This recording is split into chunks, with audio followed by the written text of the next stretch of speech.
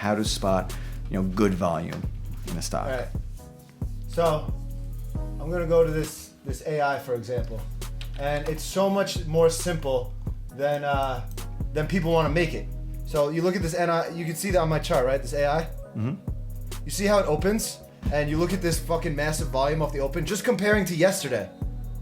That is just like that simple. These fucking massive bars versus look at this dormant. The stock was pretty dormant, right? Not doing much. Then we look at the volume today, February 9th, and that's what made me like buy the shit out of this today, because it showed me something has changed. So when you can see that something has changed very clearly, that's what I want to see in an uptick in volume. It's easier with these names that do, only a couple million a day versus the Facebooks that do like 30, 40 million. It's tough to see that. That's why I gravitate towards these recent IPOs. But honestly, it's as simple as looking at these bars versus yesterday. Yes, I'm going to do some math like 30 minutes in, compare it to the previous day and stuff like that. But overall, it's just a pictorial representation right here. This huge volume on the intraday. And compare it to yesterday's. It's honestly that simple.